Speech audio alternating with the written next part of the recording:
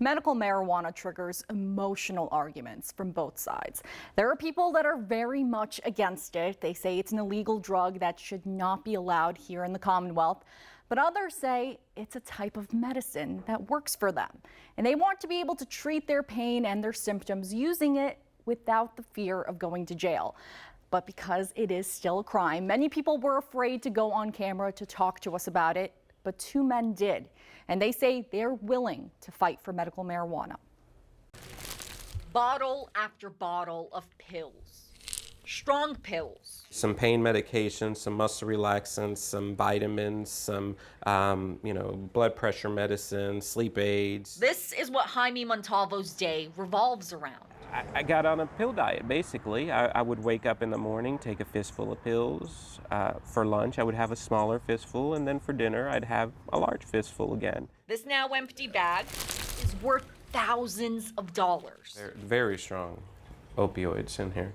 And this is just some of what it takes to treat Montalvo's multiple sclerosis. If you have a chronic illness and you're a disabled patient, you are prescribed minimum 3 to 5 prescriptions.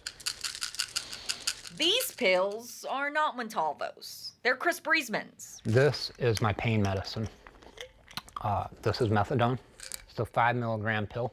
These pills help Briesman make it through the day, but they have side effects. Pills in the morning, pills in the evening, and hope for the best.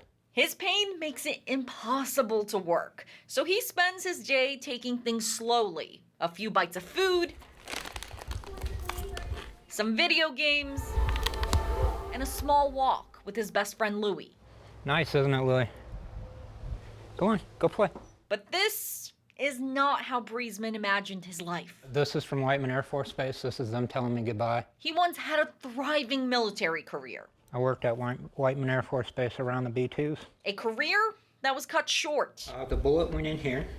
It exited out my rear. A gunman in Colorado almost killed him. They think I died once. Years later, he's left with these pills. Just like Montalvo is left with his. Both of these men have one more thing in common. Cannabis was effective for me. I just couldn't take it anymore and tried it, and the outcome was way more than anybody expected, and I've continued since. Briesman says thanks to medical marijuana, he went from 29 prescriptions a day down to 3. It all wipes away when I take a puff of cannabis. Montalvo says medical marijuana also helped him out. So much so that he started growing his own under this porch behind closed doors. Suppressed my nausea, my vomiting. I was able to sleep a little bit better at night. My pain went down. But it all came crashing down when the bank down the street was robbed. A guy robbed a bank at the end of my street, runs in front of my home, and behind him come cops with dogs. They smell my home, where I was growing right there. Montalvo was arrested and ended up losing custody of his son.